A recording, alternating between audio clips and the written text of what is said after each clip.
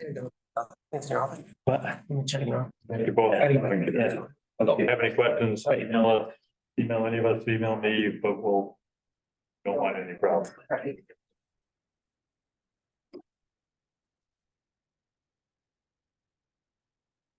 All right, it's close to 6 o'clock. I don't have my phone with me. 6:01. So back to the old days where I look at a clock and we used to say in the old days, when you have a clock, you'll always know the time. When you have more than one, you'll never be sure.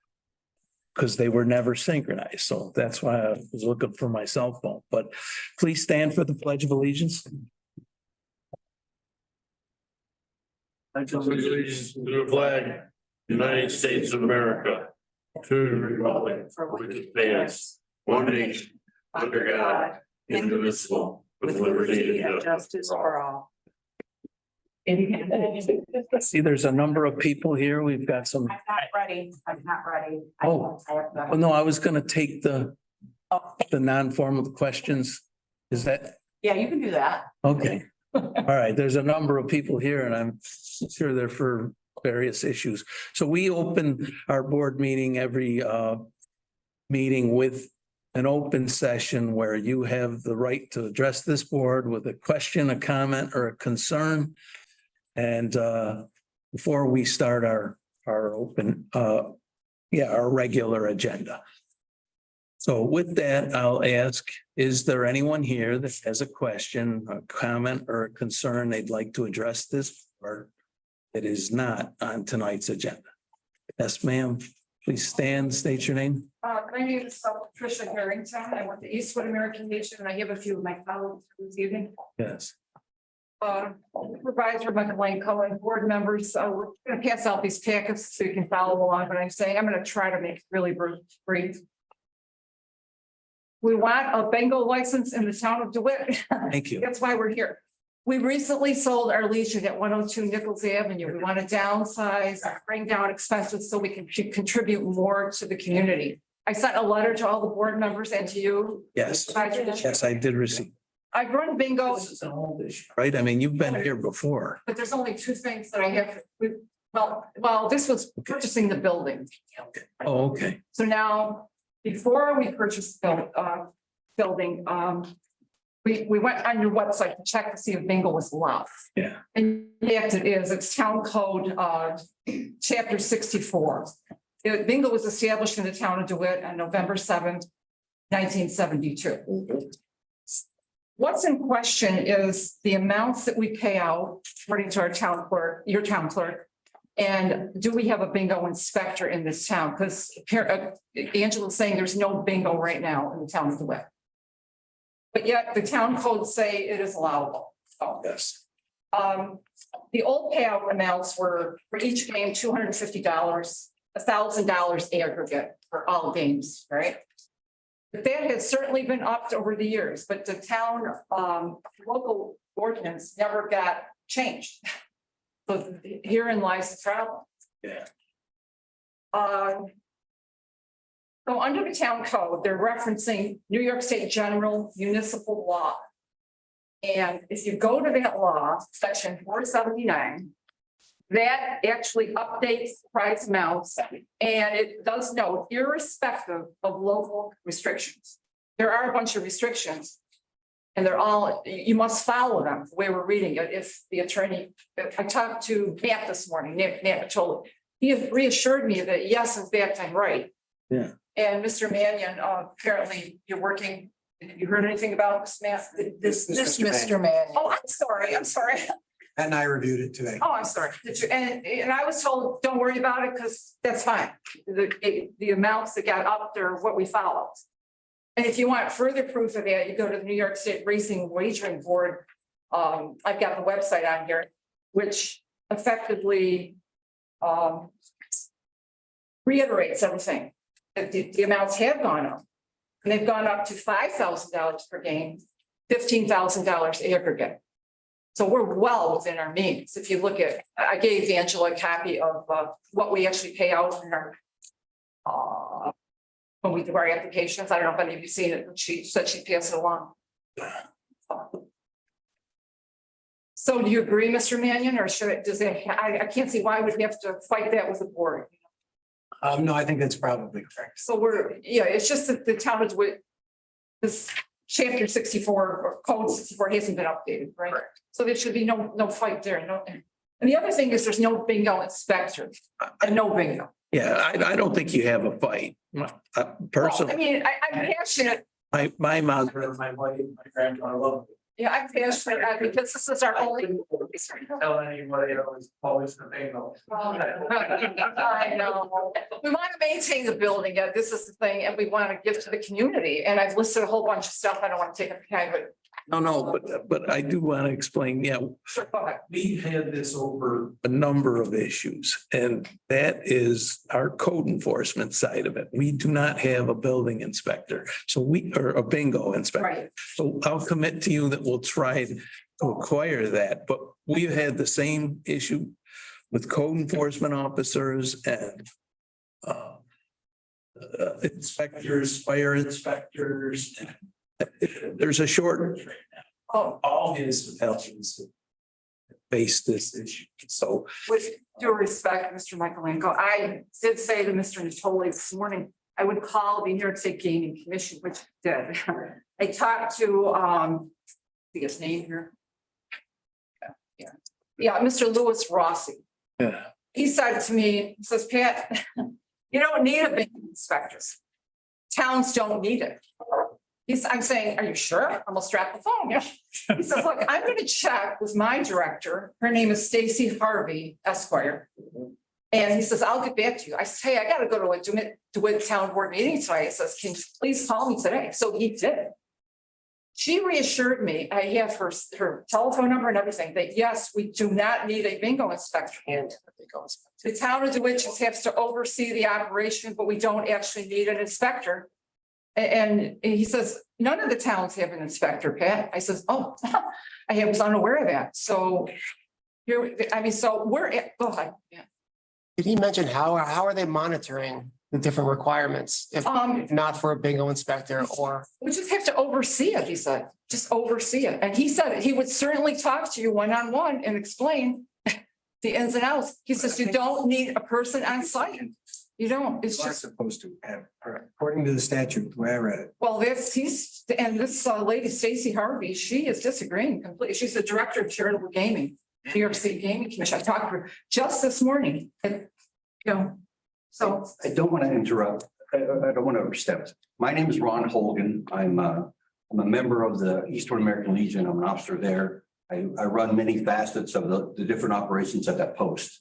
And I'm going to read to you right off of the New York State Gaming website, their New York State Gaming Commission Division of Charitable Gaming Bingo Inspector's Guide, the very first paragraph. And please hear me out because there's one word in here I want you to hear.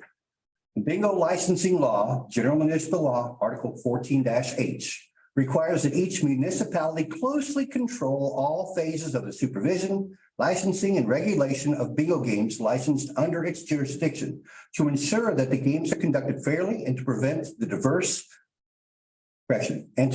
diversion of proceeds from their intended lawful purposes. To carry out these mandates, the governing body of a municipality may delegate its regulatory oversight authority to a bingo inspector. The key word there is may. If you want to call the State Gaming Commission and rehash, I'll give you a copy of this right here. Again, it's a thing that you may. I would like to state that we have had the same bingo license since 1964. We've been operating continuously and above reproach on everything that we do for our bingo operations, and we pour those proceeds back into the community. 60 years. City of Syracuse lost their bingo inspector in 2020. We've been operating on the same license since then without a bingo inspector for them. I don't know what the concern is for the board. We've always operated with a transparency. All of our forms are able to be accessed. We keep files going back. How many years, Pat? Well, I started in 2011, so I mean, I haven't had a Still problem. in the The Gaming folder. Commission, you know, they're on me like gangbusters. I turn in weekly reports, I turn in quarterly reports. I turn in 3% 3% would go to your town, you know, our profits. I've got the license with me. I've got it all filled out. It's all notarized. It's all signed and I have affidavits here from everybody that works bingo, that they have no felonies. I mean, can I certainly give this to the town clerk and have this approved? All I would say, I read that exact document that you read off of. And my thoughts, and it does say may, and we can't have a bingo inspector to carry out our requirements as a municipality. But if not, if you keep reading on that document, there's a whole list of requirements that the municipality is required to check on. And And responsibility. so for us, we have to make sure that we can do that. We have the manpower and the ability and the knowledge to be able to do that. If we can't, just because the city of Syracuse may not be doing what the state is asking them to do, that's kind of what I'm hearing from you. Oh, no, we are. We're total compliance. No, you are, but I'm saying the city is not watching over with a bingo inspector. If they weren't from 2020 to whenever you continue till. I don't think that's what we want and do it. I think we would want those requirements to be. They are not required. The inspectors are not required according to the New York State Gaming Commission. You talk to these people, they're the heads of the whole department. I talked to them today, Matt. But those requirements still have to be checked on, whether it's by a bingo inspector or by somebody else Well, they're saying no, in town. no bingo inspector required. Is it any different than Belter? Because no bingo inspector is required, doesn't mean there aren't requirements for the municipality.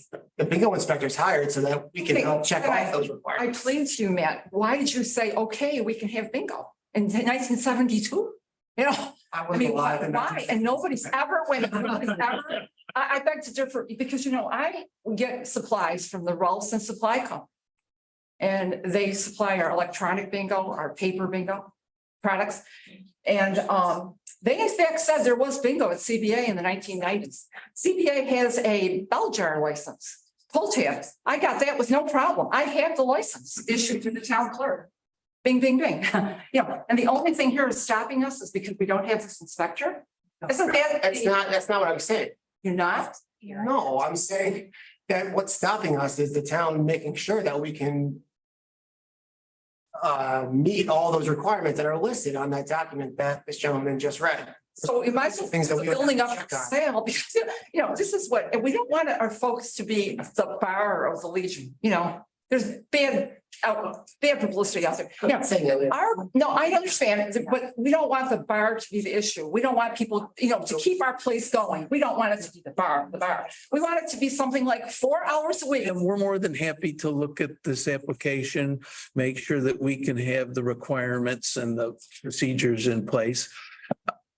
I've been involved in town government for 20+ years now, and I don't think we've ever had an application for bingo or whatever, but we'll get back to you in a relatively short order of time. It's not going to happen here tonight, right? I don't have the planning department or the. Should I at least submit this? I mean. But again, I'm committed to you here tonight to saying we will get back to you in a reasonable time frame with your license, and hopefully we'll be able to put the mechanisms in place. Okay, but I was told to submit this to the board, to the town. Yes. Yeah, please. And here's the check for, Yeah. it's 1875 occasion, Well, yeah, but and it would begin. my guess is we're going to increase the fees. No, this is separate the gaming commission. It's Mexico. Yeah. Yeah, it's set by them. I mean, they are All right. strict, believe me. Yeah. I mean, I've been jumping for them all the time. I sent something in pencil once and I got a letter from Mr. Rossi, please make sure. Yeah. All that we do lately, though, is our policy, just so you make sure, whatever the time frame or the commitment of personnel that we dedicate to these activities, we try to recruit. We're not in a position where we can take our taxpayers and ask them to pay for fire inspections, right? So when we perform a fire inspection, we make sure that the entities that we are performing the inspection on are covering the costs and the time of the personnel. Then otherwise what happens, business and all these extracurricular activities start to burden our homeowners and our residents. And believe it or not, it's a deep commitment, but we try to make sure our residents are not absorbing on the costs that come from the business community. So, Something as simple as a bingo inspector would hold it up, right? You know. again, so Yeah, you know, I'm just saying is if you give us the application today, I'm sorry. we'll try to review this in a short period of time and get a mechanism in place. I need to hear from our attorneys and from our offices that yes, we can do these things. And if there's personnel out there that you are aware of that do these things and we can't have them, I'll reach back to you and say, is there somebody you could give us that does this for daily business activity, or that's what they do? Could I figure out a month or so, Mr. Michaelenko? I mean, we got to get some answers here because we're running low on funds. You know, and this is our fundraiser, 4 hours a week, put it in perspective. That's it. So can I? Yeah, give it to the clerk and you want to. Can I say something really quickly? I'm Ron Hogan, sir. Ron, Yes, sir. Ron, you read the first paragraph of the bingo inspector's guide. And first and foremost, the municipality has to closely control all phases of the supervision, licensing, and regulation of bingo. Go to the second paragraph. A thorough and effective bingo inspection requires bingo inspector's presence for approximately 1/2 hour prior to the calling of the first call, et cetera. So how would a municipality closely control if they don't have a physical presence in the bingo hall?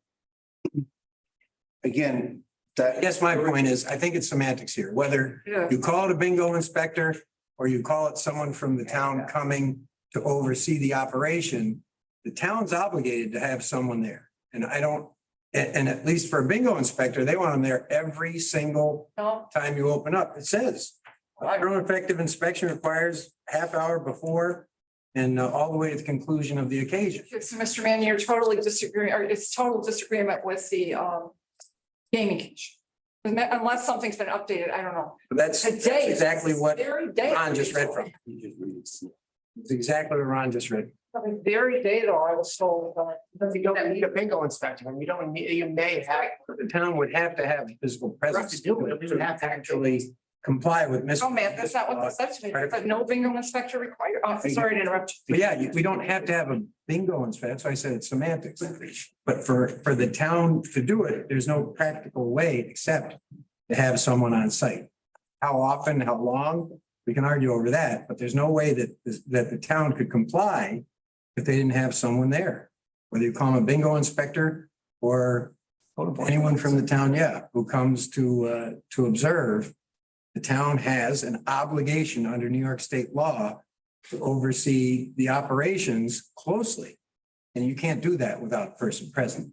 Would you at least, And I'm not saying, I don't think it's Follow the gonna be direction. the final determination. no. I don't want you walking out saying, oh my God, we're done. It's like it's all- But I think I just want for the board and for anyone here who's also interested, it's not that simple. It's not as simple as, hey, somebody told me that we don't need a bingo inspector. Well, it The wasn't. statute says we have to have close oversight and then gives the duties of the bingo inspector, whether you call it that or not. They've got to oversee your activities. It wasn't just somebody, it was. That's great. So could you at least call her? She's the director. We'll She's- do everything we can. I think So she. Mr. Mike Lenko is saying, at least I can't speak for the whole board, Oh. wants to see you get this, but I'm just pointing out, it's not as cut and dried. On just. Okay, Stacy Harvey, I'm sorry. Stacy Harvey. Oh, it's on there. It's on your sheet. You have- Stacy Harvey. Harvey. Her name and numbers in there. You need the number. Fourth slide, fifth slide. Oh, I didn't even see this. Okay. Yeah, she's the overseer of the whole game, turtle game. I'll call her and speak with her tomorrow, Patricia, and then you have my contact information and we can talk. I do.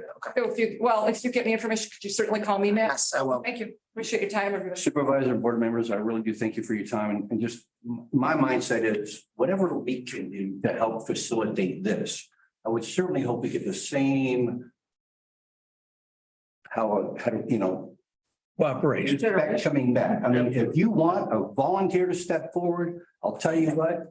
I think that myself, I can speak for myself. I'll even volunteer my time. I'll remove myself off the bingo license, so it's not a conflict of interest, and I'll be available for the town board or any member of the town of DeWitt to ask me questions, and I can adhere to the same regulations that cover It is for a bingo inspector. We don't have to call myself that. I think there are solutions. I didn't mean to say there aren't. Our bookkeeper is volunteer too, and he knows the ins and outs of bingo stuff. Yeah, yeah. And his daughter is a lawyer. She volunteered too. Rotundos. It- Thank you very much. Thank you very much. Thank you for your time. Is there anyone else with a issue, question, or concern they'd like to address this board before we begin our agenda?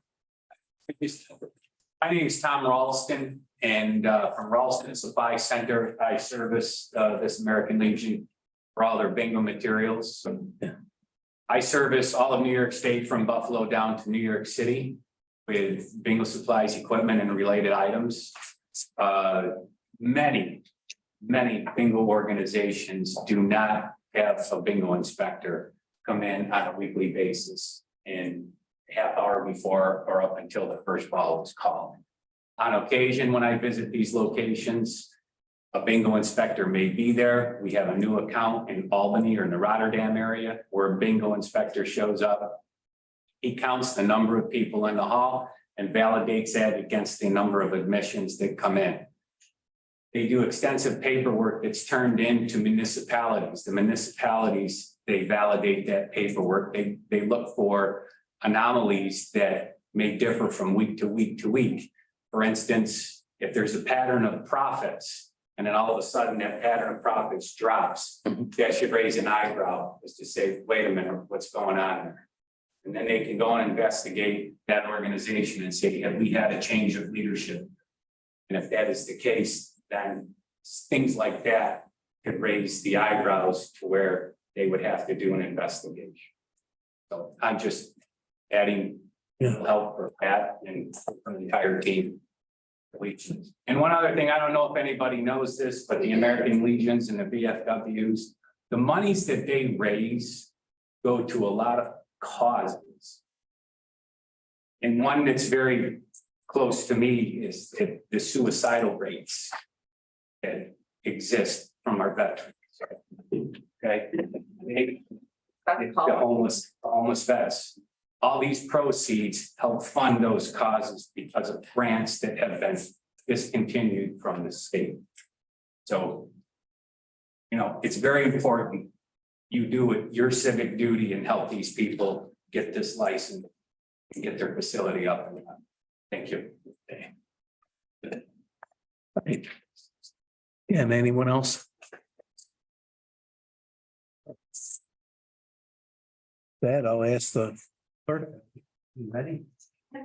Supervisor Michaelenko, Here. Counselors Ruckteschall, Here. Hood. Here. Dueling, Here. Mannion, Here. Chiarenza, Here. Doctor. Here. Okay. All right, let's see, we've got a 6:05 public hearing scheduled for local law for the change in application of the town attorney. Ask the clerk to read the notice. Notice of public hearing, please take notice that pursuant to the provisions of section 20 subdivision 5 of the municipal home rule law of the state of New York, a public hearing will be held by the town board of the town of DeWitt in the county of Onondaga on Monday, October 23rd, 2023 at 6:05 PM in the town offices on the question of amending chapter 6 of the town code of the town of DeWitt to clarify the town attorney may be a full-time employee of the town and officer of the town if his or her efforts are limited only to town business. A copy of said proposed amended local law is on file in the office of the town clerks and may be examined by any interested persons during regular business hours prior to the days of hearing or after. And that was published in the Post Standard on October 15th, 2023. Hey, thank you. Just for folks' information, what we're doing here tonight is we're changing the town code. But in the years that I've been involved with town government, we have gone back and forth over an employee who was directly employed as a municipal worker in the town government or a lawyer that's been a contractor.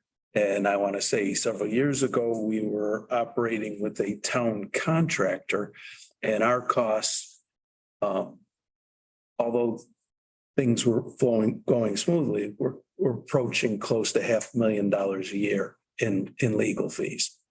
And so a couple of years ago, we made a move to hire a attorney who is a municipal employee. His name happens to be Matt Natoli, and he works directly for town government. There are a workload above and beyond what one employee can do. He has the guidance and the ability to use a contractor who sits to my left here, but the Mannion and Copani law firm. And we've lowered our costs considerably. So our overall costs for 2023 are going to come in far less than including the employee salary, 150,000, probably less than 140,000 on the year. So we're almost through this year. So we've lowered our cost by about $300,000 a year or more. And I do want to say to both of them what a great job we're getting. I want to say we're getting more accomplished than we ever have. One of the things we didn't do when we made the change in the arrangement was update our law to allow us to have this hybrid system where we have a town employee. And so what we're doing now is we're catching up our code with our practice here for 2023. And so the changes, this public hearing is introducing the local law, amending Chapter 6 of the town code, which allows us to hire a town attorney directly as a town employee. Anything I missed? No.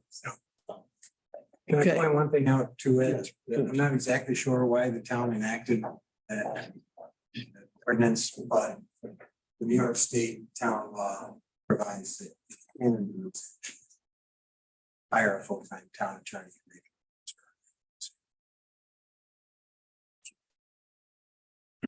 Okay.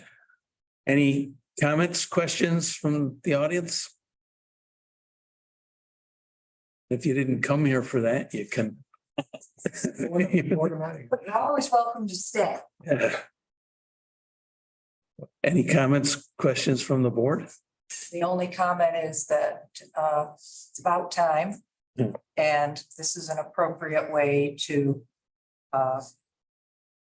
streamline town legal business and also save our residents enough money to make it worthwhile.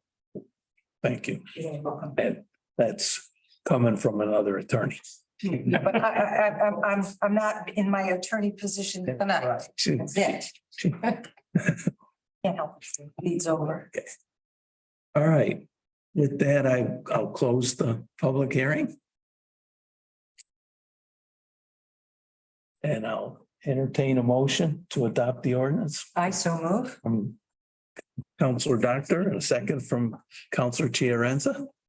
I'll call for the vote. All in favor? Aye. Opposed? Abstain? Motion's carried. Okay, thank you. All right, we had a 6:10 public hearing scheduled on the preliminary budget. We have our comptroller here tonight. Make the presentation to the board. Here we go. Right. There it is. Okay. Sorry, I don't have an electronic. Right. I for this, you probably know this guy now. Got one for. No, you're fine. We could share. I can. I just. Share with Matt. Barry, which one? Bill, Why is it stapled? You have to read the notice. pardon me? You have to read the notice. Oh, yeah. Yes. Yes. Sorry. Thank you. No, don't be sorry. Thank you for reminding me. Yeah. I'll ask the clerk. By given that the preliminary budget of the town of DeWitt for the fiscal year beginning January 1, 2024 has been completed and filed in the office of the town clerk at 5400 Butternut Drive, where it is available for inspection by any interested person during regular business hours. Said budget includes proposed special improvement district budgets. Further notice is hereby given that the town board of the town of DeWitt will meet and review said preliminary budget together with the proposed special improvement district budgets for all water, refuse, sanitary sewer, storm sewer, drainage, fire protection, street lighting, and other special districts, and hold a public hearing thereon at the town of DeWitt offices and simultaneously via Zoom webinar at 6:10 PM on the 23rd day of October, and that at such hearing, any person may be heard in favor of or against the preliminary budget as compiled, or for or against any item herein contained. Pursuant to section 108 of the town law, the proposed salaries of the following town officers are hereby specified as follows. Town supervisor, $54,621. Counselors, 6 each, $15,300. Deputy supervisor, $2,080. Town clerk, $56,100. Town highway superintendent, $86,700. Judge, 2 each, $41,616. And this was published in the Post Standard on October 15th, 2023. Hey, what's that? Any comments from the audience, or you'll have an opportunity? I'm going to turn it over to the comptroller, then let her walk us through her presentation. Okay, so this is the 2024 preliminary budget. As you know, the fund day is our general fund townwide, and this includes the town board, the court offices, supervisor, comptroller, tax receiver, assessor, town clerk, town attorney, town building and facilities, police department, dog control, highway garage, and parks department. The Fund B, which is your part town, which excludes the village of East Syracuse, includes our recreation department, the planning and zoning department, and the DACP. Fund DB, which is the highway part town, includes road repairs, paving, snow removal, and vehicle maintenance. Our special districts are the ambulance district, trash and refuse, capital projects, drainage district, fire protection district, lighting district, sewer district, and the water district. The 2024 revenue sources for funds A, B, and DB are made up of the following. 73% of all the revenue is property taxes at $14,989,976. Taxes on the hotel room occupancy. Adult use cannabis is $800,000, which is 4% of the budget. State aid, $798,849, which is also 4% of the budget. Mortgage tax, $750,000. Appropriations, which is using up the fund balance for our highway and part town, is $645,961. Recreation fees is $515,000. Fines and fees, which include permits and licenses, is $412,000. Franchise fees, $400,000. Interfund transfers is $350,000. Pilots, $251,000. Public safety, $243,000. Use of money and property is $229,000. Transportation, $151,000, and the American Rescue money, we have $100,000. So we have a total revenue of $20,637,505. And that's just for the, like I said, the general fund, part town, and the highway. 2024 expenditures for those three funds, total $20,637,505. The largest percentage of those expenditures is the police department at 29%, which makes up $5,957,943. The next largest is the highway, which makes up 24% at $4,990,090. And then 15% is our health insurance for our employees at $3 million. I won't go through every single one, but those are the largest ones.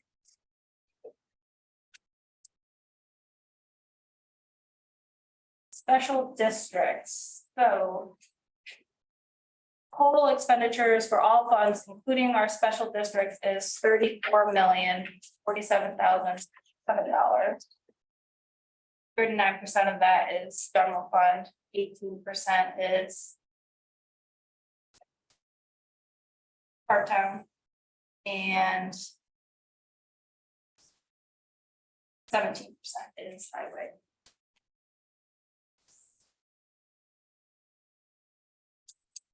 And then, so this year, the budget committee tried to not raise taxes. So the preliminary budget reflects keeping the tax levy the same as 2023. So our total tax levy is $20,045,637. Which is exactly what it was in 2023, right? Yes, yep, that's how. Yep. And then the next page is showing how the American Rescue Plan Act money is being used. So the town was allocated $2,268,814. These funds are required to be obligated by 2024, but they don't have to be spent until 2026. So because 2024 next year, you're going to see $2 million in the capital projects fund. 900,000 of that is being allocated to the security and I don't know if I'm saying this right, the HVAC system upgrade. And then 1.1 million for the sidewalks. In 2023, we have spent 293,000 on that of that money for police radios, upgrading those. Some accreditation software, body cameras, and tasers. And then last but not least, the 2024 tax cap is 2% this year. So with that, the proposed tax rate for the general fund, part-time, and highway, you're going to see a 3% decrease from 2023 in the rates. Okay. Townwide went from $3.55 to $3.21. And the highway went from $1.49 to $1.35. Can you explain what the word part-town means? So the general fund is A and B, but A is townwide, so it's everything in town of DeWitt, including the village. Part of town is the town excluding the village. So village has their own recreation and planning zones. So Thank you. Thank you. I have to give a little commercial here at this point, because there's a few folks that may not have heard this before, but our budget's running right around $20 million plus our special districts. And say 15 years ago, when I first became supervisor, our total budget, including special districts, was in the $40 million range. So we have lowered our long-term overall costs in areas like sewer and water, trash removal services, all those entities that pick up special districts. We're entering an era where we like to rebuild our water systems, but I think we're in a good financial position to do that. And so we're looking to bond some major projects. We refurbished all our tanks. We've got a number of water lines that need rebuilding, but our pump stations, our hydrants, our meters, some of those things are outdated. So in the next 5 years, we have an intensive capital plan that we'll be spending on our water department. People see their total taxes through the town. But one of the things that I try to communicate is that the town only receives about 15% of your total tax, property tax. In any given area, about 50% of your property tax is going to your school district and about 35%. So for every dollar you pay, 85 cents goes elsewhere and only about 15 cents comes to the town. We have 45 police officers, 25 highwaymen and snowplow drivers, staff that maintain this building. And so about 80% of our cost goes to labor. Salaries and benefits, pension and healthcare, and so on. So there's about 20% that works with non-labor and things like fuel, heat and lights. And other commodities come off of that 20%. Again, I thank the budget committee. On this board, the budget committee includes the chair, Councilor Mannion, Jack Dooling and Max Rutschensel. Our comptroller does a fantastic job. He does it year after year. We're currently engaged in a New York State audit. And there's a number of things that this auditor's report will come out that I'm sure will direct things for the future, but we do undergo an audit every year. And again, the final note that I'll add is I just got the state report that rates municipalities on a scale of 1 to 100 in terms of fiscal stress. 0 being lowest number you can achieve. In other words, there is no fiscal stress. And 100 being the highest, and the town of DeWitt received a 0 rating. But thank you. We are not under any fiscal stress. And again, we're after 15 years of maintaining a 1.5% budget increase, we're actually a 0% increase this year with our budget, and our tax rate will be down 3%. So again, good job. Thank you. One negative note I'll add, and this was all predictable a long time ago, is our assessments went up. So assessments did go up across the board throughout the town. If everything is all equal, residents still should see a 3% decrease. But for those that went up in a very, very high rate, they would see some increase, or others would see a decrease. It really depends upon the neighborhood and the overall assessment of the property. So it's complicated. Any other comments, questions? All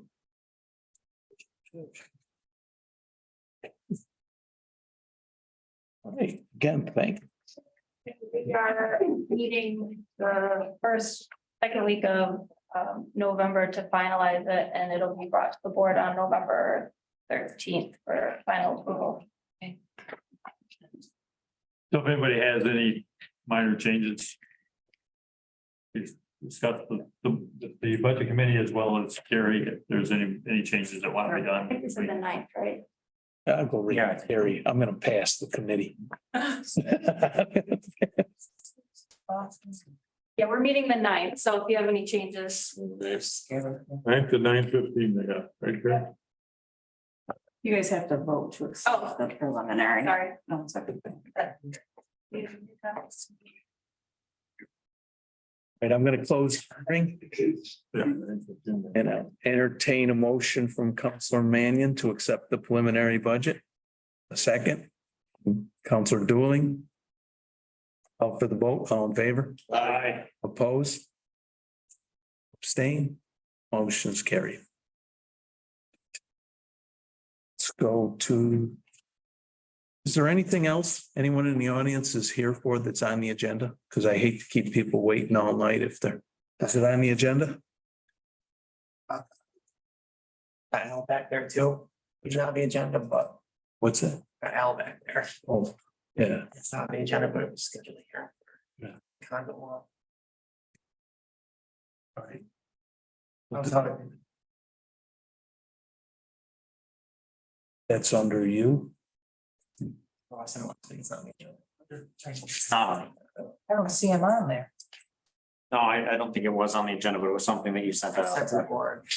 So Fine. we want to, I just want to schedule the public Okay. hearing, so it would be quick, and Al's already here and he wants to go home before midnight. okay, all right, so any discussion? You want to, Yeah, I just wanted Al to explain kind of what's going on on the board. this goes all the way back. I remember Gene talking about this. Just briefly, Al. Speak your tax lingo.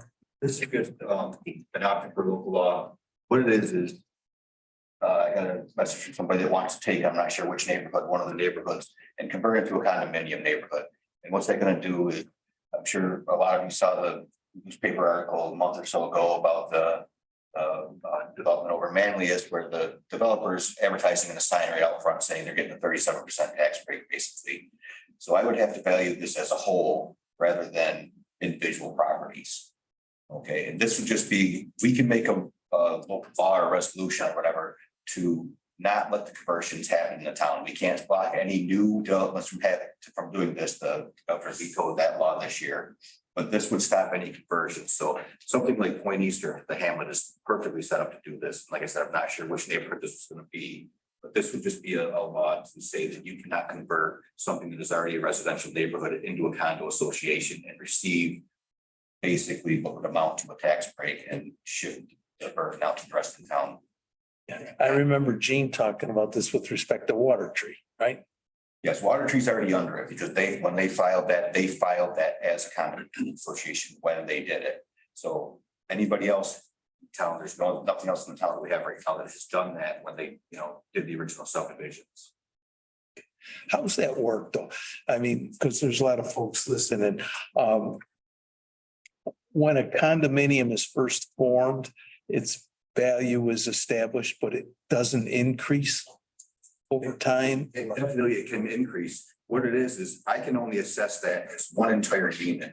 So if you took Point East, I would have to take every house there, figure out rent rates for it, back them back out and say, okay. For the most part, these houses are not going to, I can't assess them individually. I have to assess that as one, like an apartment complex. Okay. So that usually will bring the rates down because it's not going to be just individual property like that. All right. As they saw in Manlius, they're getting houses for upwards of 700,000 and they can only assess them at about 450 to 500,000. So it does amount to about a third of what we'd be losing from one of these developments. Okay. Have to set a public hearing, Set a public hearing, yeah. set the public hearing ASAP, get it done.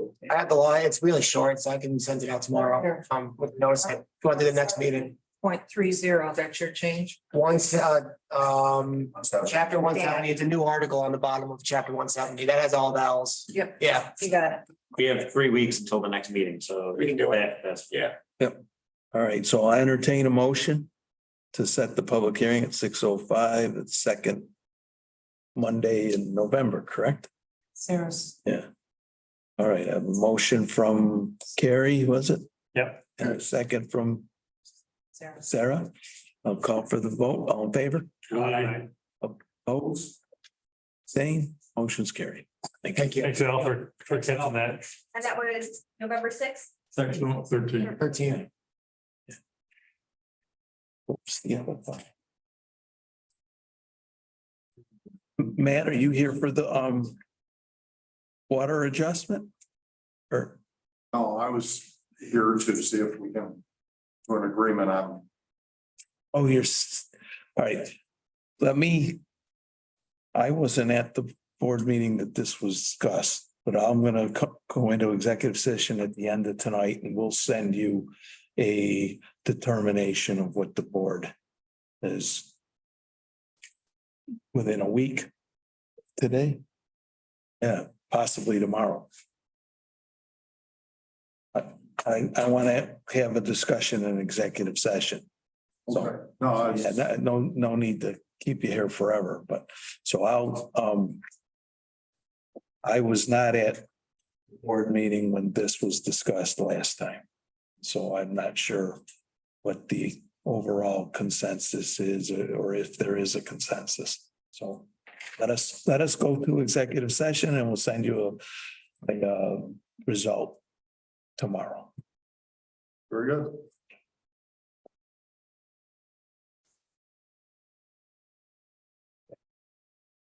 Anyone else that's sitting here waiting for something on the agenda? To give her my, my email. You're more than welcome to stay all night. We're often more entertaining. sorry. We're more entertaining than Monday Night Football. Either. Oh, that was heartbreaking. Oh, yeah. Those of us that go all the way back to Jack Kemp. I know I am. I was a politician. My dad loved them. He was telling me about when I was a kid. Yeah, love the Bills. Nice to meet you guys. All right, let's see, let's get. Did you have something that you were waiting for on the agenda? Oh, yeah, you can have, The signature for my. Mr. Meany was saying for you. you're in, What class are you? Participation in government. JD? Back in the day, everybody stuck around for like 3 hours. so Pedisano? No, she just retired. Oh, yeah, McNamara. You know? Yeah, first year. Nice. And who are you? I was just that age. Nice to meet you. Dave said, you look a little bit like. Can't be.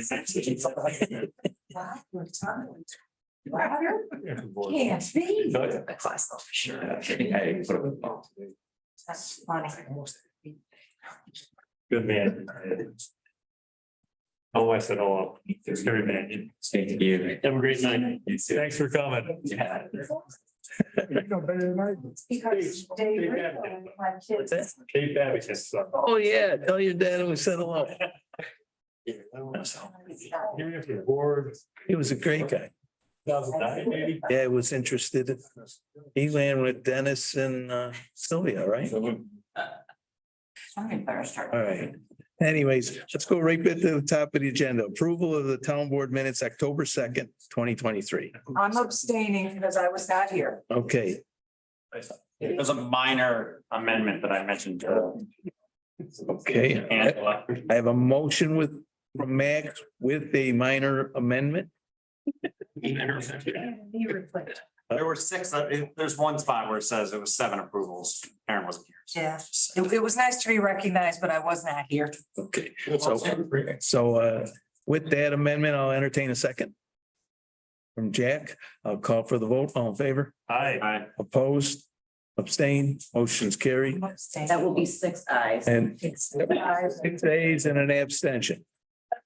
Okay. Authorization to attend the IIMC conference.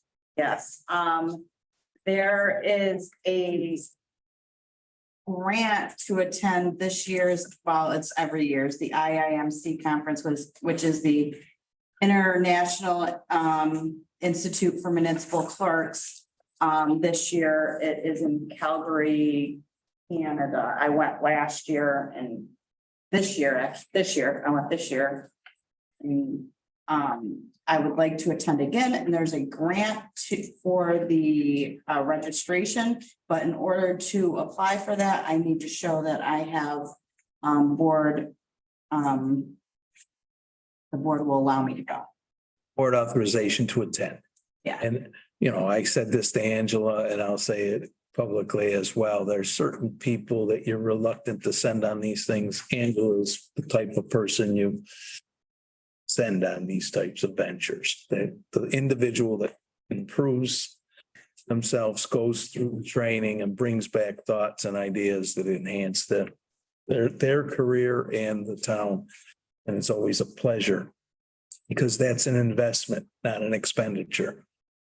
So not everyone would be worthy or would it be warranted to send on this type of conference, but I know that Angela is going to come back with a lot of the thoughts and ideas that are going to enhance her career and again, benefit us and the taxpayers. So I make the motion. I would like to second. I have a second from Karen. Any further discussion? Call for the vote. All in favor? Aye. Opposed, abstain, motion's carried. Okay, authorization to post for a parks laborer. So we sent some information out to you. We had a resignation in the Parks Department. Sean, military guy, re-enlisted and moving to Kentucky, so he resigned October 13th. So we'd like to post for that position so we can start canvassing candidates. A motion from Max, a second from Sarah. Call for the vote. All in favor? Aye. Opposed, abstain, motion's carried. Yeah, I don't think anybody questions it. Authorization to hire a water laborer.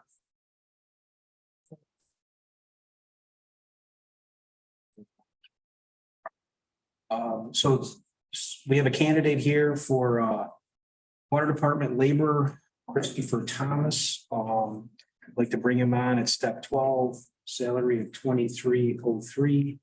Start date of November 6th, so we could give a 2-week notice to his current employer, who he's been with for 9 years. I think I'd like to see that, someone that's been somewhere for a while. So hopefully he's spends a lot of time out of town, so he's looking to get something closer to home. And brings a lot of good skill sets that I think we can use and train in the water department, which we are definitely lacking. Right now, we actually have somebody out on comp in the department. So we'd like to get him in as soon as possible and start training. Questions? Without intent. Say On that. that. Yeah, an executive session. Yeah, it is an executive, yeah. So, any questions? Hopefully a nice resume, Brock, and your recommendations, skill set. I think it'd be a nice addition for the highway department. For water department. But you will be able to use cross purpose, right? I mean, you'll be absorbed in the water because there's so much to do, but hopefully there'll be a day when. Well, we can talk about one of the things in executive today, but absolutely. Okay. All right, I'll entertain a motion. From Sarah, second from Jack. Call for the vote. All in favor? Aye. Opposed? Same, motion's carried. Okay. Water adjustment. So we can, you'd like to do that water adjustment. We had a business on Ridge Street that had an issue, sent all the information to you. They actually had a ice machine that was running continuously. They replaced that. So they're looking for this one-time adjustment. They have not taken advantage of this before. So the adjusted bill would be $43.49.70 compared to the original bill, which was $88.09.90. This belongs.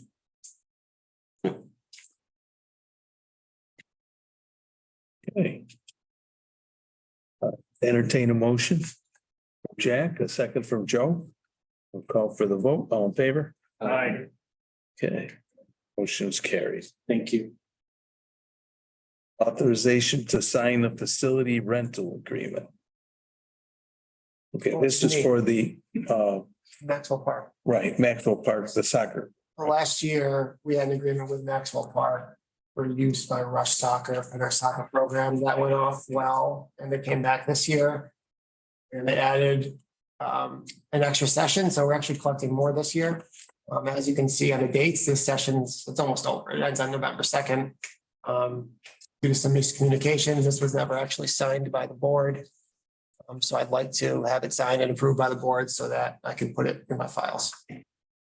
Okay, But I'm told that the program has went well again this year, and that they're interested in coming back again next year, so it's good news.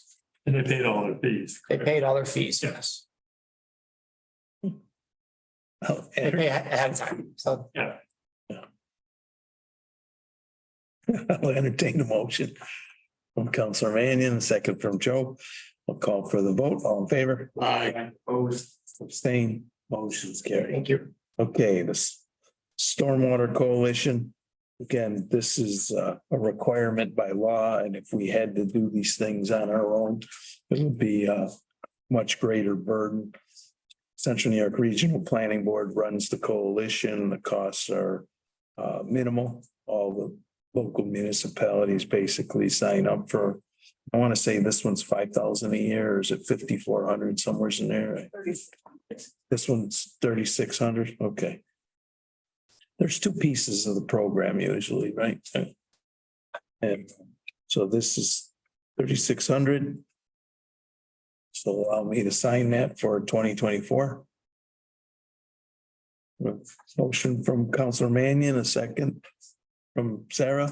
I'll call for the vote. All in favor? Aye. Opposed? Abstained? Motion's carried. Okay, the water backflow program. What this is the health department requires all businesses and commercial and industrial enterprises to have a backflow valve on the water system. So every water supplier is obligated to have these in place. The burden actually rests on the business and the industry, but we have to do the bookkeeping. We have to keep track of the annual inspection that's required by the health department. So what this allows us to do is a contractor at what I consider a bargain rate to take care of this obligation on behalf of our water system. This was something that Matt has a record or a spreadsheet of all the backflow valves. One of the things that we haven't done or in the past is keep track of this inspections. And so there's a nominal fee associated with this. It's $3,000, Rock? What's that? $3,800. So it's $3,800 is the one-time upfront cost. And then after that, there's a $20 fee, is it? I think it depends. It depends. So about $20 to $50 on an annual basis to the vendors on the inspection. But it's the kind of thing we can permit, just like a permit. So we'll recoup these fees. But this vendor, this takes care of all the programming and make sure that that our obligations are met. And the health department has been encouraging us to take this on. This is how Aqua runs their program. It's the same vendor. So Onondaga County Health Department would be very pleased if we entered this. Again, it's the $3,800 one-time fee. All the ongoing fees would be recovered by the businesses, the industries, and the entities that have to file the annual inspection. And Aqua would then be, or Onondaga County Health Department would know we're up to grade on this issue, and we're in lockstep with Aqua. So, Did I hear you say we've not had an agreement like this before? no. Our department has not. We have a list and a registration of all the fees. But we've left it to the health department to go collect this information on an individual basis. And so a lot of it has just been falling through the cracks. Got it. Thank you. Would we be moving away from the contractor then? No, Did I misunderstand the roles? the contractor would be doing the corralling of the That is who we would be inspections. moving into an agreement with. That Yes, Aqua is, yeah, not Aqua. no, but they would like to see this partnership. Yeah, Aqua, the Onondaga County Health Department, There we go. and our water department would all be in lockstep, part of the same program. Okay. Yeah. Okay, any questions further? I'd entertain a motion to authorize the expenditure of the $3,800. I so much. I have a motion from Karen, a second from Carrie. Call for the vote, all in favor? Aye. Opposed? Abstained, motion's carried. Authorize CLE and continuing education for the town attorney. Skip B. Wait a minute. I skipped it. Yeah. Oh, planning and zoning fee waiver for Cornwall. Yes, I shouldn't have skipped that one. That's important too. Yeah, I'll give a Reader's Digest. Yeah. But this applicant came in, filed for a permit, got a permit fee, then went and paid architectural fees. Came back to the board, the planning and zoning office, and found out what they were proposing was not doable within our code and would have to go to the zoning board. And Move his garage. or move his garage to a location that just didn't make sense for him, or take the second story off it. The homeowner, through a number of applications, came in and paid for a second fee for a shed and backed away from the garage. And what we want to do is waive those fees. That homeowner has been, more than cooperative and has a significant investment in this that did not turn out. So I reviewed it, I spoke to Matt about it. I understand the waiving of the fee for the garage that was not built. I am concerned with waiving the fee for the shed that was built. It's being built. Is being built. That eventually he wanted, take the garage out of it, he's building a shed. Yeah. There's a permit fee for getting the shed built. I think that's appropriate. Did he get full refund? I didn't remember reading that he got it. He got a differential, a delta. Didn't go Well, back. We haven't refunded him anything. Okay, And okay. then he paid $690 for the Yeah. garage permit. All that, the complaint happened, all that, I spoke to him, I said, just come in and pay for your shed, he explained how his plans changed. Pay for it in full, and then the board will discuss both of them, because I didn't have a board meeting for 3 weeks, so I said, well, Yeah, what was the shed fee? I think he feels read it, faulty information, or so. faulty information on the first application to increase the size of his garage, and then went out and spent $1,400. But I also, I hear what you're saying. And there, I understand that him getting faulty information is why I think it's acceptable to refund the initial fee. The planning and zoning department has a process whereby you have to pay the fee upon application. Because if we deny the permit, we're gonna keep the fee. Because that's what we do for everything, because there's costs involved in evaluating the permit to see whether or not. Now, it falls more on commercial than on residences, and I would hope that our planning and zoning department is walking our residents through the process so that they're not applying for things they're not going to get. But That's what he That's the feels. problem. That was the problem here. He Yeah. felt like he was led to. believe- which is why I'm comfortable with the garage fee. I think the thing with the shed as well is that, we didn't give him a final no on the garage. It was bad information, I agree, but when he heard that it would require talking to the ZBA. Just even greater expenditures, would it require you to spend $1,300, and then he's got to pay for his zoning board fee.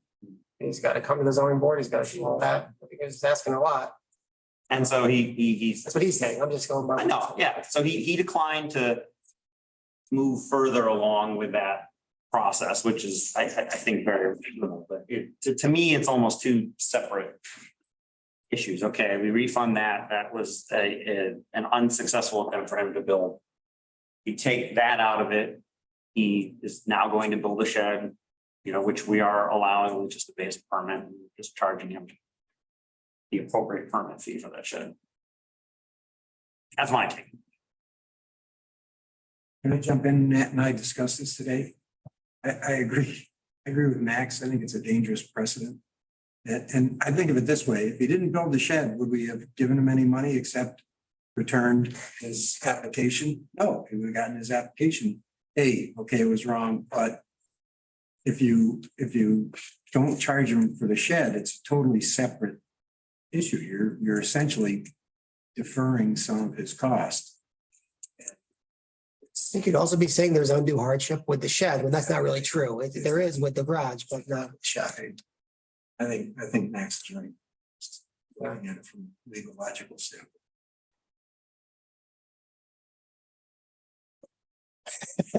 Well, what's the rest of you think? How much is the money? What is the numbers? Garage permit, $690.83. Shed permit, $329. So the garage permit, he would get close to $700. And he still does have the option of taking the second floor up. He doesn't have to just move the garage. He has to move the garage if he wants a second story. What he He proposed. wants a second story, but he could take the second story and lower the roof line too, so. Has he already moved forward with the shed though? He's doing it. Yeah. Like if the shovels hit the ground or whatever? He said I gotta do it before the bad weather comes. So I just said, go come in and pay for it today and you can go and do it. So I'm sure that it's either done or close. So at a minimum, I guess my concern is less about the money and how we're going to satisfy his needs. It's the process that obviously was either completely misunderstood or broken to allow him to be in this position in the first place. So how do we speculate he got to the position that he's in? He just misunderstood, or he went ahead with designs and schemes and paid out of pocket for that without getting approval? How did he get to a point where he was granted a permit that I think he was communicating with members of the office that led him to believe he could do what he was doing. I don't think he ever actually got a permit. I think he was just led to believe that he He received improper guidance. Let's put it that way. would be able to. From our office, and which led to the situation directly. And then he found out he had to file for variances. okay, Right. is there He spent money in reliance on information that was given from his office. That was incorrect. an across the board? Didn't the consultant know better, no? What? I'm pretty sure the consultant he used was a DeWitt. Right? We could take this into executive session. I think we should. That's where it's going. I think we're in that area where it's session. Yeah, let's move on and we'll come back to this because we are going into executive session on I'll make a note to take. other answers. Okay, The CLE for Matt. yeah. All Yeah, right. my CLEs, yeah. I have that up here. Yep, authorized CLE and continuing education for the town attorney. Okay, the same way, this is something that is an investment, right? Not a it's something I would support and advise, but what's the, May I make that motion, or is it the appearance of impropriety? oh, you may make the motion. I shall then. All right, so I have a Not only the motion. CLE, it's also the registration fee for the New York State Bar Association. Right, I had to get- Oh, no, I don't see that on here. It's supposed to be. Uh, Sarah. Get out of here, Sarah. follow me. Oh, no. I have a motion, do I have a second? Thank you. I have a second from Sarah, a discussion. Do I have a discussion?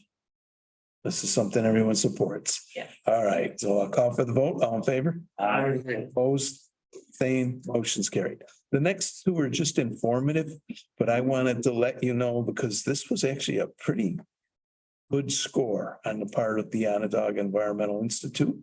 But I have about $350,000 at the Onondaga Environmental Institute that I can spend in the Lake Creek watershed, renaturalizing the creek. And when we do, we typically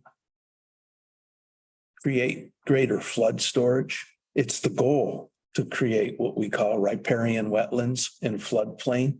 In Lake Creek and Sanders Creek have been treated like a drainage ditch for 100 years now. And so any areas that we restore, we build what we call bankful to a certain level in the ground so that we know various storm events. And we time them on a 1-year storm event, a 2-year storm event. We'll take like a 10 or a 15-year storm event and we'll design so that it overflows the banks and fills the wetland.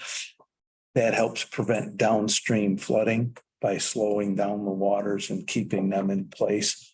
And we have about 16 targeted locations in Lake Creek that we've already identified that we can use some of this money.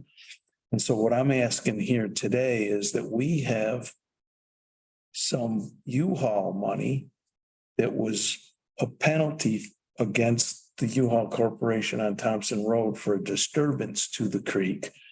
And so I'd like the town to authorize those funds, to authorize Miller Engineer to perform some of the design work. Because the 350 I have is for construction work. And so we can match the two together and get $350,000 worth of work done in the Lake Creek system that will help store floodwaters by authorizing our engineer to do some of the design work. So, and again, the funds, do you know the balance on the U-Haul? I want to say it was between 40 something and 50. And I don't think, I would say at this point in time, we authorize not to exceed 25,000. And we'll have Doug come back to us if it gets more than that.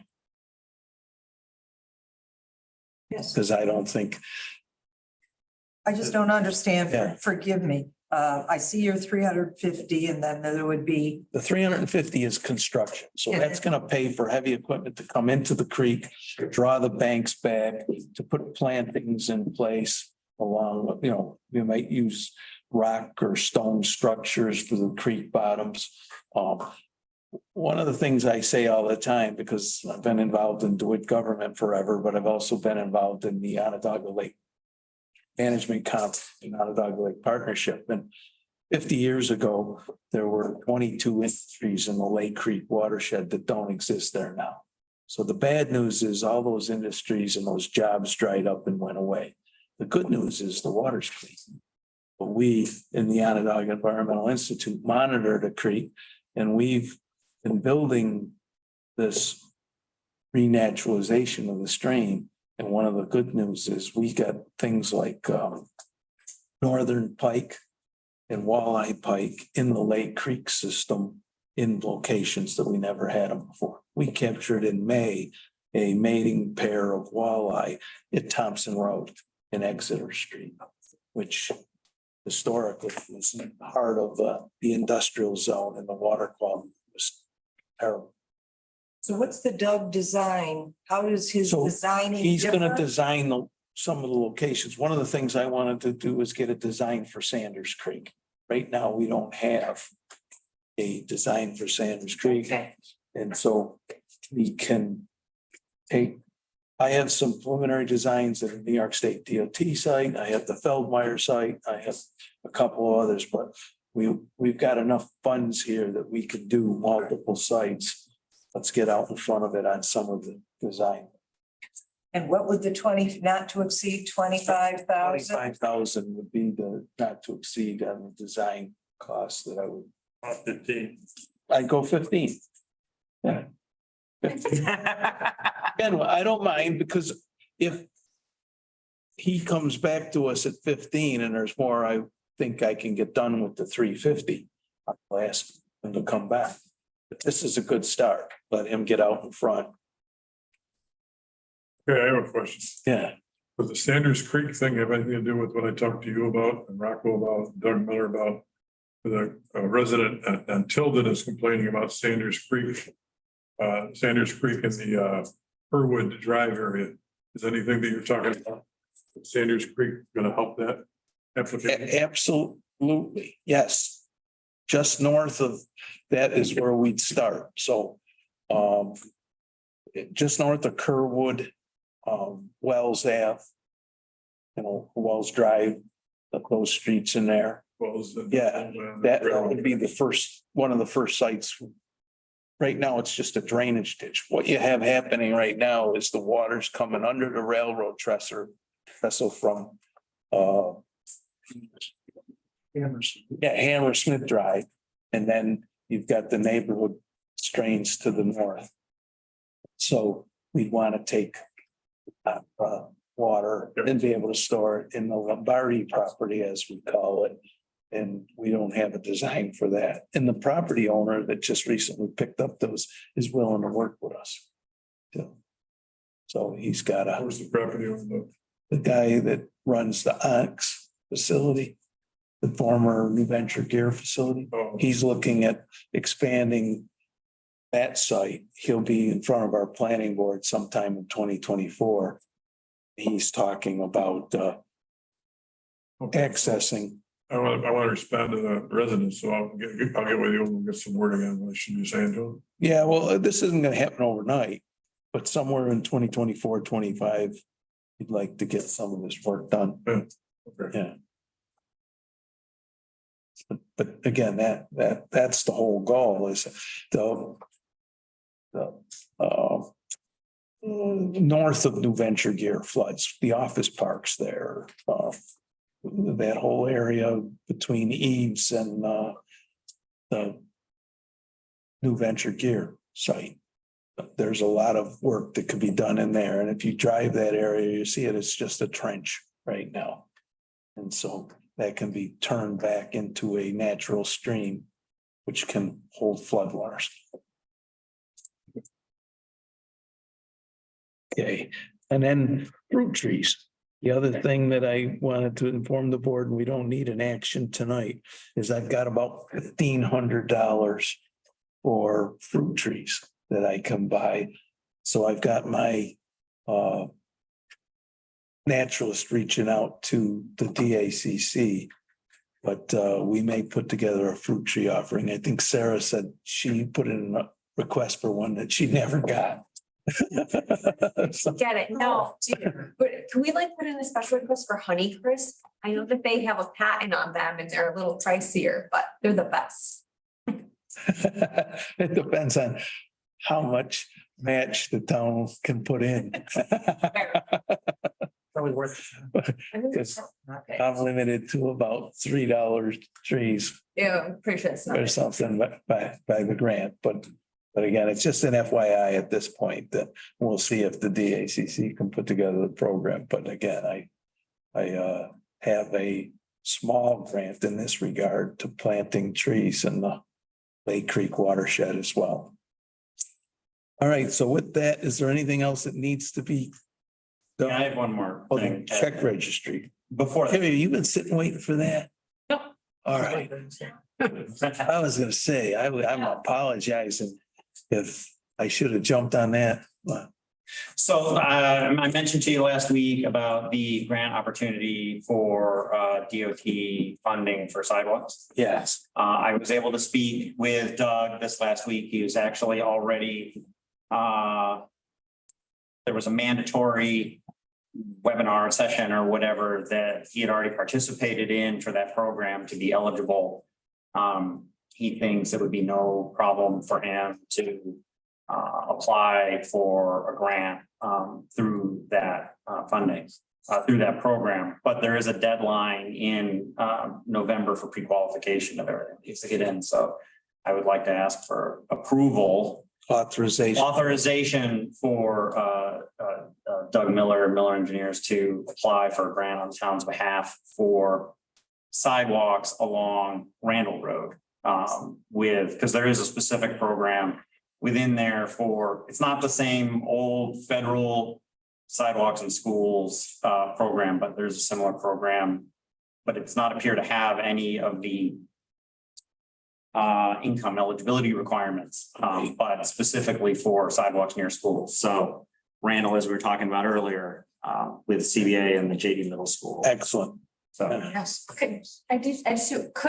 it's not just sidewalks, could, while he's going through, if Doug does identify other areas that we could be eligible for from this grant, could we authorize him more of a la carte, if you will? Sure. Because it's not just sidewalks, it obviously is important for us, but there's quite a few other accessibility areas that we could potentially tap on. in terms of trails and all the other green spaces.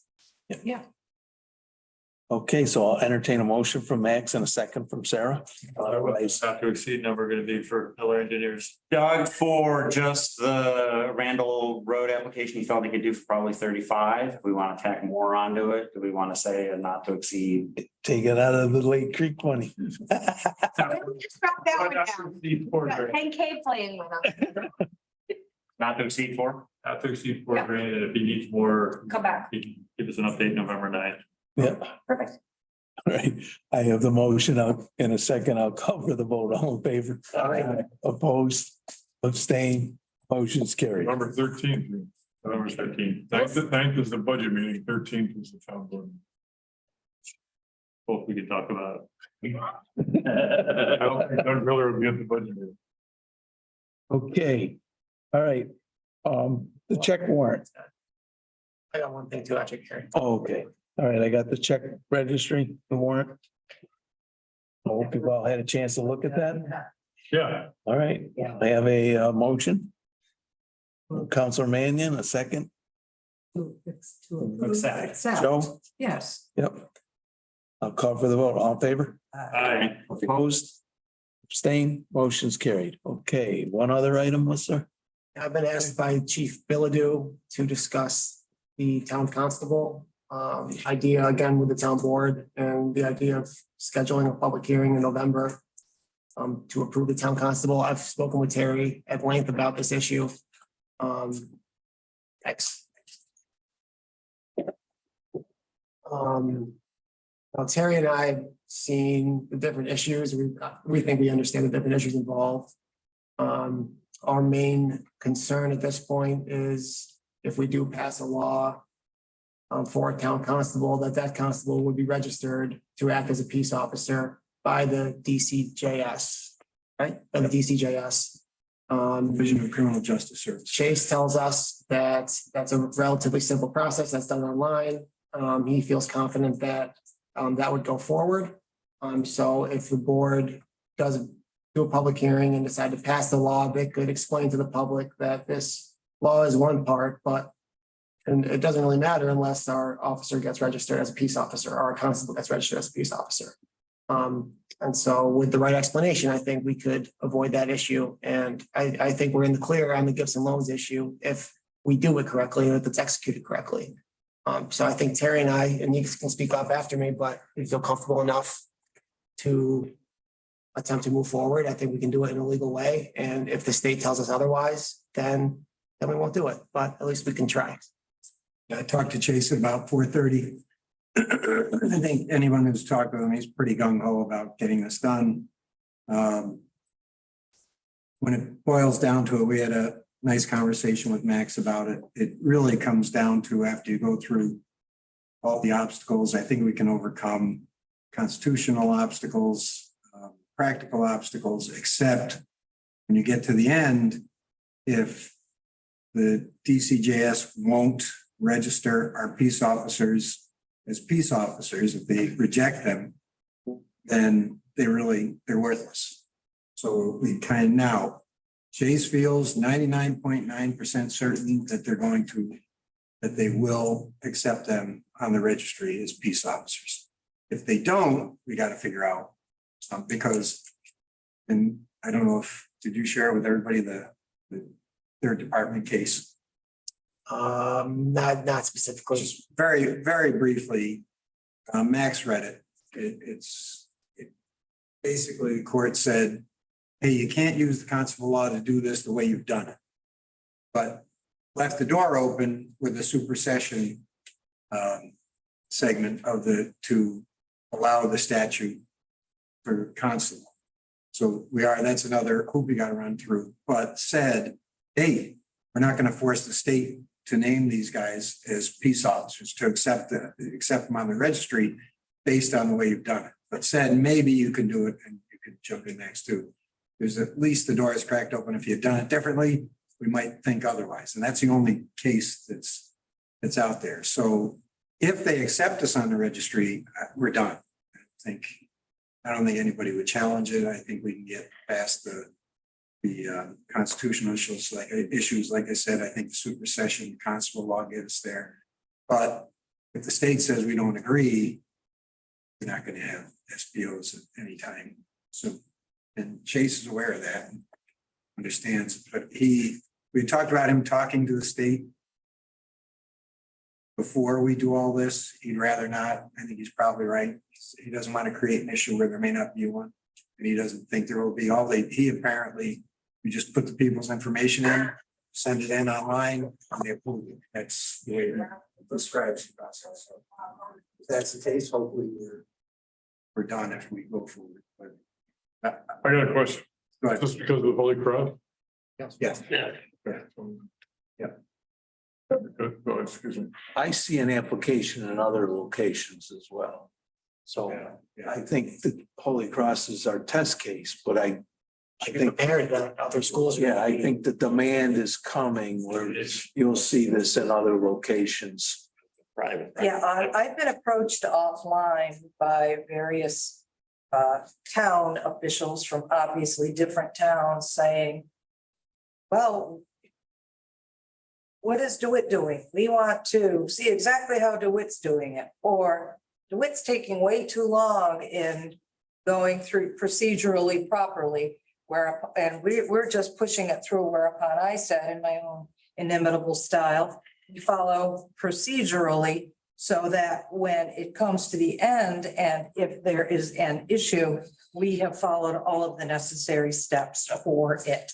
So if the state turns us down, then why would they pick us out of a million other places? Well, anyways, I've been in communication with the supervisor of Manlius. You too. And so anyways, they're pursuing a different strategy, which just recently that John communicated to me that they're moving forward and it's going to work. That their lawyers have reviewed it and looked at it, and the school district's lawyers have looked at it and reviewed it. And what I've heard is that the FM school district is willing to contract with IC. And the town is going to contract with the school district. So we're along two different paths, hopefully the same goal. And the commitment between John and myself is whoever gets there first will share theirs with the other. But we hope that we both get there according to two different mechanisms. I've heard verbally that some of the other towns are doing completely differently from what Manlius and what we are doing. Yeah, I haven't communicated with any. I have not either. It's nobody's business until it's a fait accompli. But again, this is something that I think you're gonna see occurring elsewhere for other purposes, other institutions, but it's gonna expand. There's other types of groups and recreation centers and libraries and, other schools, not, private schools. And it's one of those areas that unfortunately it says a sad commentary on our society, but that's where we're at. Do we need to do any due diligence in terms of public opinion? Because Town of Manlius did release a pretty widely heard editorial or a piece in the Eagle Bulletin, basically saying that they were not going to pursue this path, that they were not going So it's to. illegal. They said Yes. flat out it's illegal. And so they are taking a different path forward, but this is in our efforts, as we understand them to be legal, are in direct defiance of their statement that this is illegal. So are we going They to? interpret the gifts and loans laws completely differently. Exactly. So that's my concern here is we are neighboring communities that have two completely different interpretations of the law. And then public opinion coming to play in. Is that a concern for us, or are we simply protected? Well, I don't think we have a mechanism to get the word out. So I think we're on the right if you side. guys are willing to find somebody that's gonna. Well, I put think that the answer is the in, Eagle Bulletin. Communication either via newsletter or a webpage change. If you go to our webpage right now, it's really up. It hasn't been updated since you guys killed the newsletter or crushed Kelly. But Those are two unique. I mean, her word. There. That was. Sorry. Connecting two ideas. No, I mean, Yes, he was. He's criticizing. us. No, he wasn't doing no. Well, none of that's been done, and what she's asking for is someone to pick that up and take. I wasn't even asking that, Communicate if to the there's public. value there, or if we need to consider it. If we need to Well, if you consider it, consider it, I was not gonna consider it because I don't have a mechanism to get it out. okay. I disagree with them on the gifts and loans. I do not see in any interpretation that we'd be violating gifts and loans. And I think that's what needs to get out there. But Because we've told them, we've talked with them. Matt's talked with Tim Francesca, however you pronounce it. No, I talked to the sister of board member who talked to Ferteski. Ferteski stands on that and he thinks what he thinks, but I completely disagree with him. And on that issue. I've told Chase, as long as they deposit money in advance, because you can't, besides gift and loans includes credit. So you can't give credit to anyone. So if we provided services and billed them, it would be giving them credit. If we get the money in advance, we're not giving them any credit. They'll have to agree to that and they'll have to agree to the amount of money. Draw it off that. How is that credit? It's not at all. They've given us the money. And I've told them, if they stop, we gotta take the person out right away. We can't leave somebody in there, but And the administrative. any fee. interpretation, I don't see how you can. The other part of it is I talked with him about an administrative fee, because it's not just the salary of this person. It's the fact that you're gonna oversee him and they're gonna use some, and he's built in what he says is more than sufficient to cover that cost, 15% plus cost. So I think it's really, really difficult to say it violates the. Did Chase get a total number? Or you come up with a number that it would? I think so. He said it would be, that would cover it easily. That's good to hear. Thank you. Okay. We feel good about it. We've talked, we looked at all the laws, so it's unlikely something's going to surprise us. We're just saying to the public, we believe what we're doing is legal and we're trying to protect our schools. By the way, even in that one case that's right on point, there wasn't anything in regard to an objection based on gifts and loans. And the one thing I would say is, I mean, there has been ample, well, let's dive down a little bit, there has been ample press coverage related to this in multiple outlets. And I haven't heard anything. I haven't had any residents or anybody come to me talking about, the impression is out there from the media that DeWitt's just doing it. So I haven't gotten any complaints about it. We haven't had anybody come to any meetings to express an opinion about it. So I don't think anybody, so I don't know that there's anybody out there that's concerned at this point that we need to do a special outreach beyond, beyond what we would do. I mean, we'll have to have a public hearing, we'll have to publish it, make sure it goes out in our normal. There's no cost to the town. It's a zero sum to the town. So it's kind of difficult to say, oh, no, how dare you do this? Stephanie, money. No, Chase has brought up at the police commission meetings, the last 2 or 3 anyway. He's brought it up at. And you know, he's full board going ahead with it was my impression of. Yes. The only question I have, and I don't need to belabor this, is how does the JCC contract the sheriffs? What's Part-time, off duty.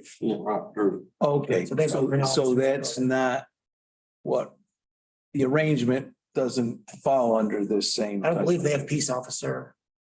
Yeah, they just have off-duty guys. They just look like they can. Hours. Completely different from, it did come up at the police commission, Chase says completely different. Okay, all right, that's, JCC's got a completely you know, different. because we're all stumbling and trying to figure out the law, and I'm just wondering how most are retired. It's. No. I did ask, well, I had a conversation with Chase about that, and I asked if Holy Cross could do it the same way, and he indicated that there was some insurance reason why Holy Cross could not do it with off-duty officers. Okay. That's why What he they indicated. can't hire security, I believe. It's 'cause of Yeah, insurance. that was what he indicated. That's what makes it prohibitive for them. That's why they need to come to us, or they don't really have any options. Okay, any other issues, or shall we enter executive session? Schedule the hearing if you'd like to. Schedule it For constable, for the, if you'd okay, like to. yeah, I'd like to entertain a motion to schedule the hearing for the constable. Motion from Jack, a second from Karen. Which day? Can I ask, one more question before we vote on it. Yep. Sorry. Under this proposal where they're actually a peace officer, is there any additional liability to the town if something goes wrong? There's an incident of some kind where they're there beyond just the general liability that a police officer somewhere. So that's the problem. If they're not registered, it's gonna go in there. Yeah. Because it wouldn't be covered. You're not a peace officer.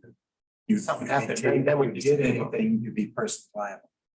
That's the part you wouldn't get anybody. So as a peace officer, there's no increased liability to the town. I think anytime you take anybody on, They have the same powers as our special patrol officers do right now in the public schools. It's the same. So it would be the powers. They both have peace it would be officers. this, yeah, the same liability as we. So he's, our SPO will be registered as a peace officer, the same as our constable will be registered. We just have to go constable because of the way the state has decided to deal with this issue. My guess is somewhere along the line, it kicks up your insurance costs a little bit, right? When you register, you got 10 vehicles, right? Now you register 12. Or you got 10 employees. that's why you have the Right. So that's something else to consider with the administrative fee if it's going to up our insurance. as well. But my guess is it's minuscule. I've asked him, Max, it wouldn't be bad if I said, are you sure this covers it? Not a bad idea to revisit it with Chase. Okay. I thought that Holy Cross was bringing in their own up to like 1 million or 2 million of insurance for the specific reason. But I don't wanna muddy the water if that was for their. Well, they customer. might, part of the agreement might be a shared indemnify the other Yeah. or something. They still have to draft the contract with them. That's Okay, secondary. that may have been verbal then. I gotta look at a bunch of stuff for that because it's gonna be different from our other contracts. Okay, so I mean, there's two separate things. Yeah. One is just the constable law and seeing if that goes through, and then we would actually have to do a specific contract. Yes. And does the high school, for example, school district indemnify us now? I don't That's a recall good it in the question. I don't contract. Say it's- I think that was part of the workaround because it was going to be a unique situation for the private. entity. Yeah. We can do that. Yeah, again, I don't think it's a major issue. These kinds of things occur all the time, and if unfortunately, if an event occurs, we got bigger problems than insurance, but it'll be. Yeah, Moving back a couple of sentences, I'm moving to schedule that hearing. right. And at 6:10, November, 15. All the copy for the board within Yeah. 10 days. because we already said scheduled the 6:05. Yeah. Okay. All right. I'll also entertain a motion to enter executive session from Not Jim. quite yet. You. We haven't voted. Oh, I didn't call for the vote. Call for the vote. All in favor? Are you here, Senator? Saying motion's Are you carried. here for anything that you need? And she'd like a quote from the supervisor at 81. I would do that. Oh, okay. I don't want to do the. I told you to enjoy 81 conversation. I'll pass it on. All right, let's take a break for a minute. Knock out the next 3 hours here. All right, I'll entertain a motion to enter executive session, and we'll take a break. I have a motion from Joe. And I'm and a second denying from it. Sarah, call for the vote. No, town board updates. I need to get my town board update piece in. It's the next one on the list. Good after. Let the young lady do it. Yeah, I don't want to forget. That's the. Better know, Karen. Gotta be home to have it all. Now it's like, I don't know. So you don't forget. Yeah, you need them these days. I know.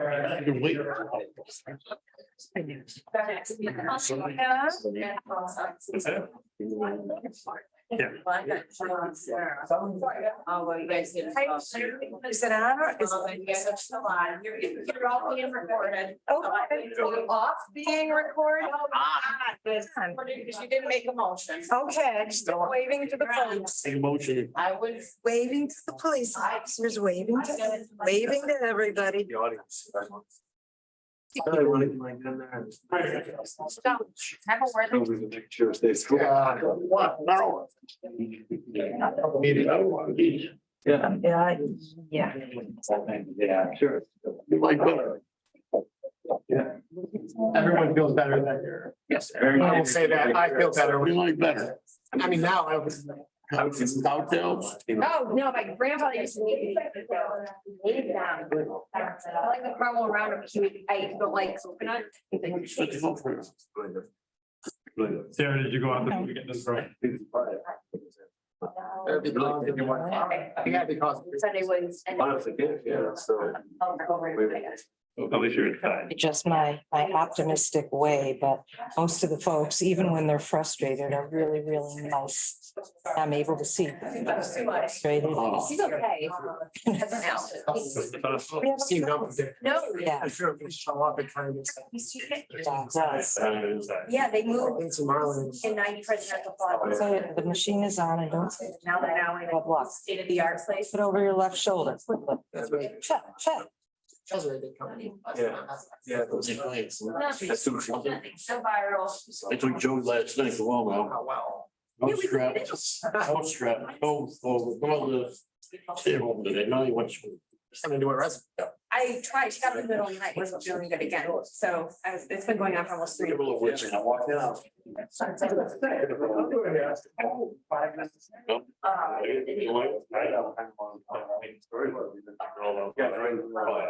I think the girls worked there, that, the beach was TV, you Joey.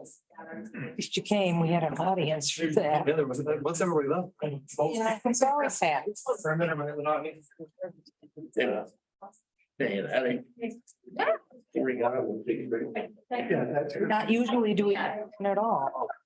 Because he's. It's just like. We're at 81. It's asking about 81. After you get married, that's sad. Mr. Dooling, Good to see you. Good to see you, pal. Church out on Wednesday. most heartbreaking loss of my third day. That was our warehouse. It sounded noisy behind the door here anyway. Reception is that. Yeah, it's, I heard what, because my ears are attuned to that sort of thing. You know, a lot of. Folks get a little anxious. So everybody's I telling don't mean professionals. I mean, the detainees. Yeah, I mean, it's. I mean, the whole night just. Yeah, I I didn't know fireworks, they did like. I know, well, that's because you're sensitized to it. I hear it. At least they have an overhang. It's been, they've been. Well, speaking of luck, though. Speaking of luck, I think that's just what they say though to make the bride feel better. It's like. Well, nobody wants to be caged, no matter how they behave. Like, yeah, drop off, you know, where our hair is gonna get red. I'm like, I can't just come to this parking lot, walk, you know, the 100 feet from wherever we park. No, you need to come and tell you don't understand our hair. Smarties. Yeah, Hot drop, not even hot drop. so I walk in every event, like. Yeah, you can have more than one. What's the matter, Sarah? You're on camera, dear. So you're looking kind of, Wondering why the great food is. I got it. First off, I got messed up by that 5:30, so I didn't eat anything either. That was, the girls taking care of, and I. You forget, you just forget to eat. I know, I didn't eat. That's why I'm glad Joe always brings treatsies. Up there, Usual, swamped but happy. I hear from William in Italy. He is still there. He's not deployed in the ambassadorial unit, so he should be, he was picked to go to, where the heck, Turkey. He's gonna go to Turkey. In case anybody's listening, William's going to Turkey. It's a whole lot better than Israel. Is anybody on the machine? 4 folks, or is it us? We've got Elizabeth. Good. Is it really? Who else? Grace Culligan and John McGrath. Well, I know. Hi, guys. So he's doing well. Thanks, Jack. Good. Just don't let him go over to Israel. Here's that place. Our goal is.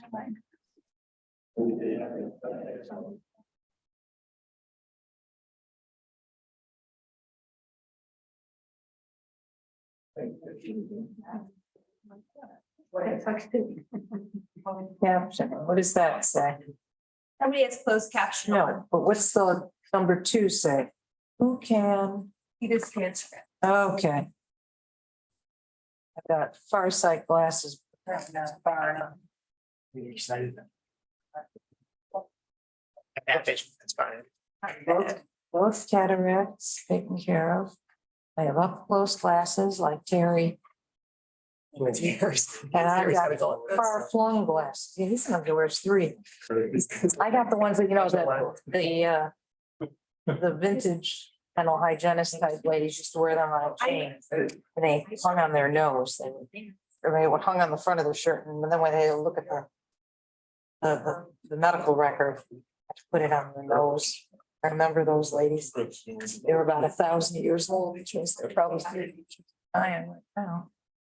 So what did you do for your birthday? That was fun. Dinner with my parents. Nice. Tito's. Oh, that's our restaurant. Every Sunday. I saw this guy over there, Drenza. Was Tony Holden beaming? Court over at Vito's. Oh, where at the bar as Yeah, Holden usual? Court, Yeah, that's Joe. speaking to our residents. Yeah, that's nice, actually. Was Tony beaming about your birthday? Yeah, and then I played golf with my dad. Didn't hear everything. That's it. That Really. sounds like My birthday. that's a fun My birthday. mom got me a couple books. Yeah, She gets me books every year. they do that. I ask for me, she always gets me books. Someday I'll have to see. She's not one of You're them. not- She's gorgeous. She gets. I get that. So depressed, knowing So that's what I'm doing. socks and underwear for my birthday and said something cool, so. Remember that one, Rock? Yeah, remember? You were disappointed because for gifts, your mom would get socks and underwear instead of something cool. Yeah. Couldn't do anything with that. It's killing. Time to get it though. I mean, that was. So I was actually thinking about when I said, I don't remember, to go in the 90s. I was doing all those things. I also like the bingo supply salesman advocating. Yeah, for Jam Stoner. Well, what everybody does is they look at the end product instead of knowing, obviously, how the procedure. And she was trying so hard to get her point across. So I can understand Well, that. we're the big- And she brought that whole contingent, all those guys. It's in And the it's a city. huge school that they only. Maybe do about 1,000 years years old. Yeah. They only pay now 25%. I haven't played bingo in years. I was just doing it when I was 30, like bingo night, and you get to win prizes. I thought it was the coolest night ever. We went to the Jewish War Veterans on the corner of Westcott Street and Genesee Street, the old Babcock's mansion. Yeah. I don't even know if it's still there. What street? The corner of Westcott and Westcott and East Genesee Street, directly on the corner, the old Babcock's. If you're driving down West. When you're driving downtown to get to court, it's this big white house on the left. Probably is there. Is it still there? Probably is. I drive past it every day. No, the war veterans sold it years ago. I think it was condos. I don't know. Haven't been there in a long time. Victorian? It's got a dome on it. Yeah, it's now painted. It's an old house, right? It's an old house. It's a mansion. Yes, they painted it. It's beautiful. They brought it back to like Victorian color. Oh, on the corner. Yeah.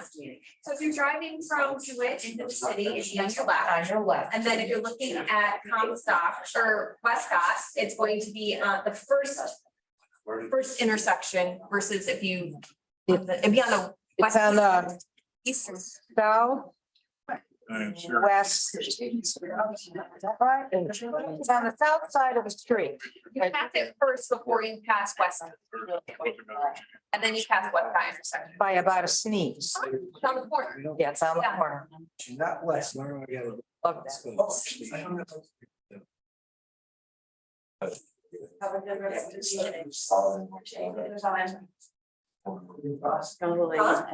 I actually did. I didn't play it one, I played it for the guy, I was a lacrosse player. Oh, really? You know, so mother or something. Yeah, and now. I think it's Very cool.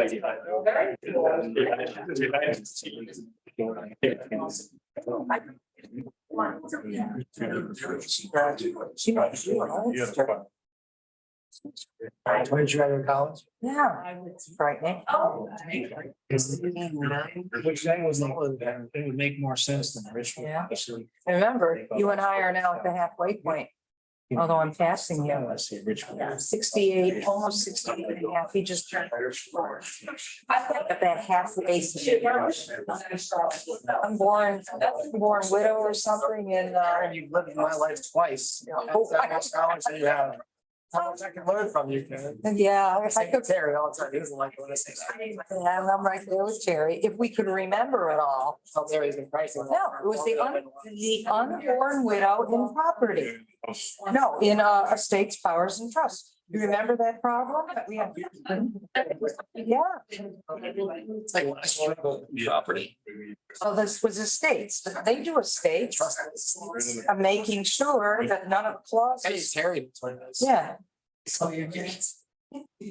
When it comes to trust, it realizes mistakes. that's his area. I'll be very short, I promise. You can have my seat. You're retired. Up until you're 6, you're retired. I'm not Your retired. last Thursday. No, I didn't. That's what Jesse thought. Here you go. Already had the cake.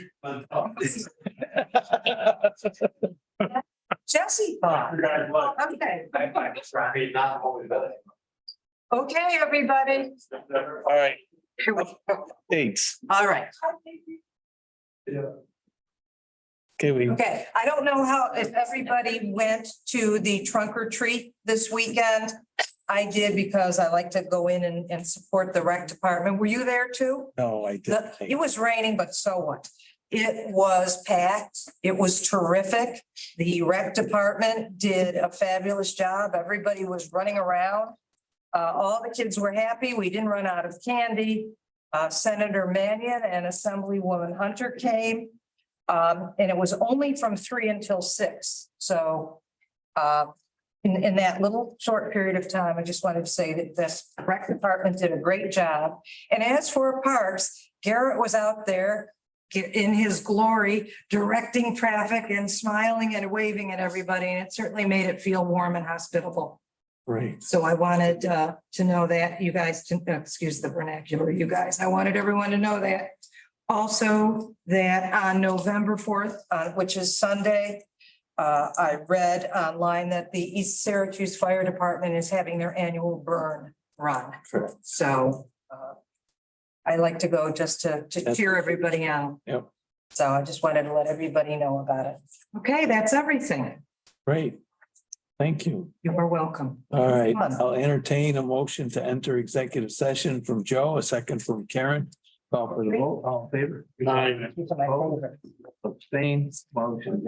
Thank you. Okay, the one issue Yeah, just let me shut it off.